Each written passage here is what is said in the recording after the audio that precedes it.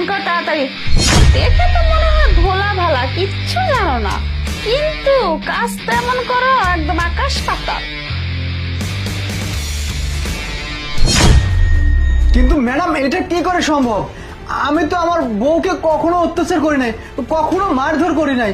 আবার যৌতুকের কথা এখানে কেন আসবে? আমি তো যৌতুক নিয়ে কখনো কথাই বলি নাই। নাটক করার জায়গা পায় না, হ্যাঁ? ভাজা মাছটা উল্টে খেতে জানো না। ভদ্রলোক আমার তাদের সাইন করে হলে। কিন্তু ম্যাডাম এই এখানে তুই চুপচাপ সাইন কর, বুঝতে পারছিস? একটা কথাও বলবি না। আর শোন, তোর যত সয় সম্পত্তি আছে না, ওখানকার 70 ভাগ আমাকে দিবি। আর যদি না দিস, এমন কেসে ফাঁসাবো না, সারা জীবন জেলেই থাকতে হবে, কখনো বাইরে বের হতে পারবি না। সাইন কর। এই দেখ, প্রত্যেক মাসে না আমার মেয়েকে 10,000 টাকা করে খরচ দিই। যদি না দিস না, তোর কিন্তু আরো খবর করে দিবে। কি রে, এখনো তোর সাইন হলো না? মেয়ে মানুষের মতো কি হাতে চুরি পরে আছিস নাকি সাইন করতে পারতেছিস না? ও বুঝতে পারছি, করতে পারবি সাইন। পাছার ভেতরে 2টা দেই লাগিয়ে তখন এমনি সাইন করতে পারবি।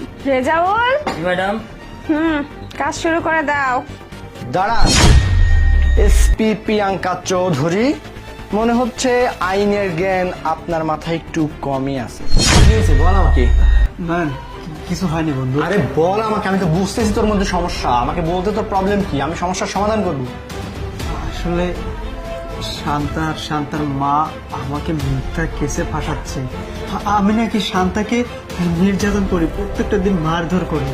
এমনকি আবার এটাও বলেছে আমি নাকি যৌতুকের টাকার জন্য তাকে প্রত্যেকটা দিন অমানুষের মতো মারি। এটা নাকি কেস সারাচ্ছে, মানে এক কথায় নারী নির্যাতন কেসে আমাকে ফাঁসাবে ওরা। আমি কিছুই বুঝতে পারতেছি না ভাই, কি যে করবো এখন। ওরা আমাকে কালকে থানায় ডাকছে, 10টার দিকে যেতে হবে। আমার এখন কি হবে আমি কিছু বুঝতে পারতেছি না। তুই এত টেনশন করতেছিস কেন? আইন কি শুধু ওদের জন্য?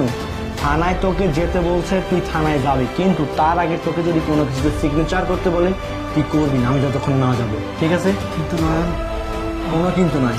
আইন তো থানা তো ওদের কথা শুনবে। থানা ওদের কথা শুনলেই কি, এই সত্যিটা আমি জানি আর তুই জানি যে তুই ওদের গায়ে হাত দিসনি, ওদের উপর অত্যাচার করিসনি। আমিও দেখতে চাই ওরা কত বড় শিয়ানা হয়েছে। যা। ঠিক আছে, তাহলে কালকে 10টায়। ঠিক আছে, যা। আপনি এইভাবে জোর করে কাউকে দিয়ে সাইন করাতে পারেন না, তার উপরে মিথ্যা অভিযোগ এনে।